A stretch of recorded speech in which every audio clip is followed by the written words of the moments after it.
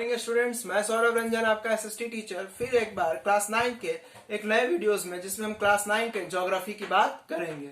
बच्चों, इससे पहले मैंने आपके साथ क्लाइमेट टॉपिक को थोड़ा सा किया है, इंट्रोडक्शन दिया है। इस टॉपिक में हम उसको आगे करेंगे।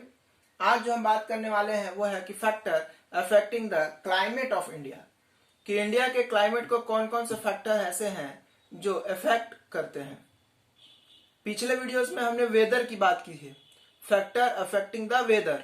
तो आप कंफ्यूज ना होंगे कि पिछले में भी वही बात हुई है, इसमें भी वही बात हुई। नहीं, पिछले में वेदर के फैक्टर की बात हुई है, इस वाले में हम क्लाइमेट के फैक्टर की बात करेंगे।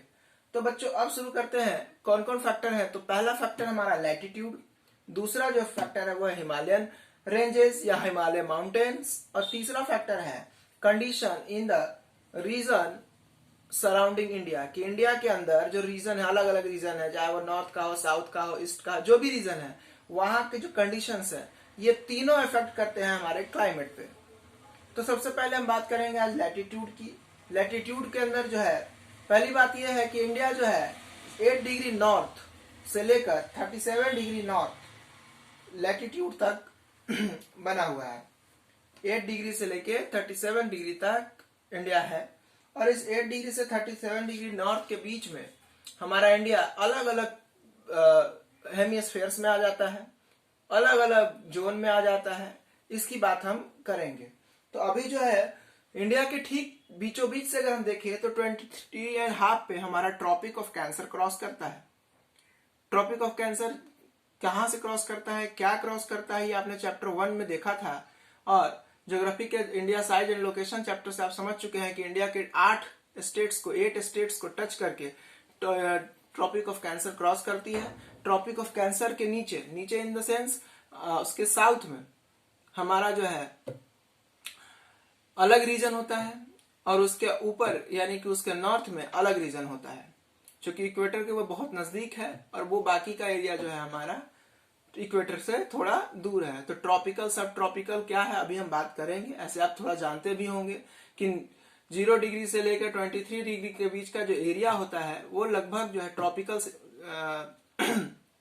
रीजन में आता है, और 23 से लेकर अपर जो एरिया है वो हमारा सब ट्रॉपिकल रीजन में आता है। लेकिन अब इसको हम बारीकी से समझेंगे, धीरे से समझेंगे, और थोड़े आराम से समझिए। बच्चों, जैसे इसको समझने में बहुत सारे जो बच्चे बहुत तेज है, आप बैठे हुए हैं, आपको थोड़ा समझ में आ रहा होगा, लेकिन मैं उनकी बात कर रहा हूं जिनको थोड़ा समझने में दिक्कत होता है कि ये ट्रॉपिकल क्या होता है, सब ट्रॉपिकल एरिया क्या होता है। तो बच्चों, मैं आपसे कहता हूं कि आपके मोहल्ले में किसी जगह को चंदमारी रोड बोलते हैं, चांदमारी रोड, लेकिन उसके जस्ट बगल से शुरू हो जाता है पोस्टल पार्क, उसके जस्ट बगल से शुरू हो जाता है मीठापुर। तो बच्चे, ये सभी तो एक ही है। उसके उस तरफ चले जाइए तो अशोक नगर।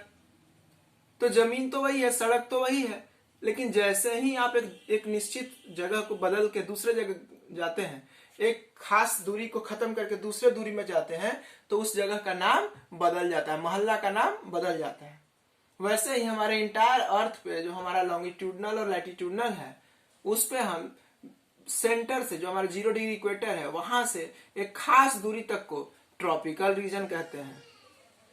उसके बाद से लेकर एक खास दूरी तक उसको सब ट्रॉपिकल कहते हैं, और उस सब ट्रॉपिकल के बाद से लेकर 90 डिग्री, जो कि आप पोल के बारे में सुन रखा है आपने, पोल है हमारा, ध्रुव है, तो पोल तक का जो हमारा रीजन है उसका एक खास नाम है, जिसको हम पोलर रीजन भी कह देते हैं।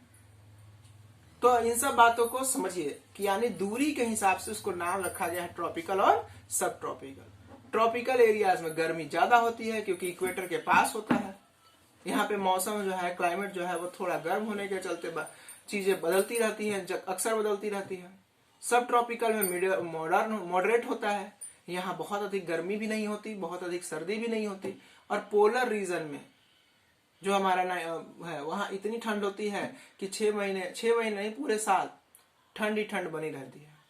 अब हमारा ट्रॉपिकल रीजन में गर्मी क्यों होता है, सब ट्रॉपिकल में थोड़ा कम क्यों होता है, इन सब चीजों के पीछे सन का बहुत बड़ा इंपॉर्टेंस है। पिछले वीडियोस में मैंने आपको शायद सन के बारे में बताया था कि सन जो है 0 डिग्री से लेकर 23 ऊपर जाता है। मान लेते हैं ये हमारा सन है, ठीक है, ये हमारा सन है। तो सन जो है 23 ऊपर जाता है, फिर 0 पे आता है, 23 नीचे जाता है।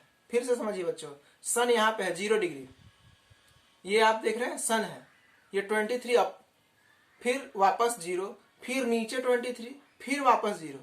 ये इसका काम है। आपने पेंडुलम वाली जो घड़ी देखी होगी दीवार पे लगी हुई, जिसमें पेंडुलम जाता है आता है जाता है आता है, वही हाल है हमारे सन का। सन ऊपर बीच में नीचे, नीचे बीच में ऊपर, ऊपर बीच में नीचे, नीचे बीच में ऊपर, यही करता है। तो सन जिसके सामने होता है, तो जिसके सामने होगा स्ट्रेट उस पर लाइट जाती है और वहां पे गर्मी बढ़ जाती है। अब 0 डिग्री से जैसे जैसे सन गर्मी के दिन में ऊपर आता है, भारत में गर्मी बढ़ जाती है। फिर धीरे धीरे धीरे धीरे ऊपर से नीचे आ जाता है, तो सितंबर तक फिर वापस जगह पे आ जाता है। तो सितंबर तक बरसात और फिर जो है ठंड की शुरुआत। फिर वो नीचे जाता है तो ठंड बढ़ती चली जाती है, फिर नीचे जाता है और बढ़ती चली जाती है, फिर जनवरी तक नीचे रहता है, फिर फरवरी से ऊपर आने लगता है, फिर मार्च बीच में आ जाता है, तो मार्च आते आते फिर गर्मी आ जाती है, फिर अप्रैल से गर्मी बढ़ने लगती है। तो यही हमारे सन के साथ हमारा क्लाइमेट। अब इसमें जो है हम लैटिट्यूड में जो बात करेंगे, इसमें हम बात रखेंगे कि हमारे इंडिया में बहुत ऐसे एरियाज हैं जो कि बहुत ज्यादा रेन के लिए फेमस है। वर्ल्ड की सबसे ज्यादा बरसात, वर्ल्ड में सबसे ज्यादा रेनफॉल हमारे यहाँ मानसीरामा में होता है, जो कि मेघालय में है। हमारे यहाँ भारत में सबसे ज्यादा रेनफॉल मेघालय में होता है, और लेह में बिल्कुल नहीं होता, सबसे कम होता है। हमारे यहाँ कई राज्य ऐसे हैं जहां बरसात से डूब जाते हैं, और राजस्थान में पानी ही नहीं होता। हमारे यहाँ वेस्टर्न घाट ऐसा घाट है जहां इतनी बरसात होती है कि कई सारी नदियां निकल जाती हैं। और हमारे ही देश के कई ऐसे राज्य हैं जहां बरसात के लिए लोग तरस जाते हैं।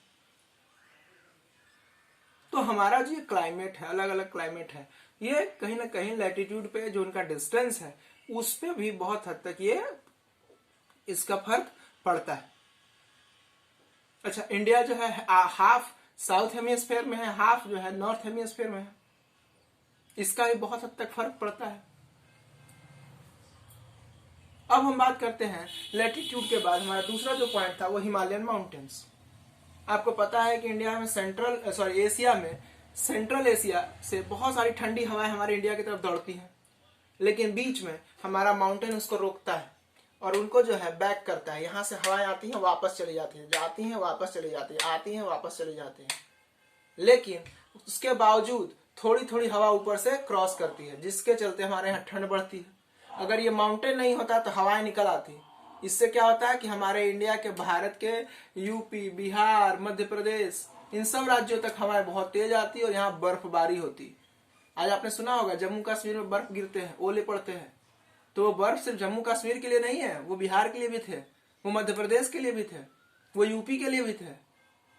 लेकिन इन सब को बचाने वाला एक है, वो है हमारा हिमालयन रेंज, जो उन हवाओं को रोकता है। अब इसके बाद हम बात करने वाले हैं, और वो बात हम जो करेंगे उसमें हम बात करेंगे कि यहाँ इंडिया के आसपास का प्रेशर क्या है, कोरियोलिस फोर्स क्या होता है। तो खैर इस सब बातों के लिए हमें अपने नए वीडियोस का इंतजार करना होगा, क्योंकि ये पॉइंट्स बहुत आसानी से आपको धीरे धीरे समझने होंगे। जल्दबाजी में फिर ये पॉइंट्स आपसे छूट जाएंगे या आप उसको जो है समझने में दिक्कत महसूस कीजिएगा। तो आप जो है आप इतनी ही बातों पे अपने स्टडी को बढ़ाइए, अपने घर में भैया से पूछिए, जो भी बड़े हैं उनसे बात करिए क्या होता है क्या नहीं होता है, भैया जो सजेस्ट करते हैं उसको समझने का क्या कीजिए, कॉपी किताब से जुड़िए और अपने नोट्स को बनाते रहिए। अभी स्कूल खुलने में मुझे लगता है, उम्मीद करते हैं हम कि नवंबर तक स्कूल खुल जाएंगे, तो आप जो है उसके बाद हमसे मिलिएगा जरूर। तो अपने स्टडी को घर पे बनाए रहें। Thank you.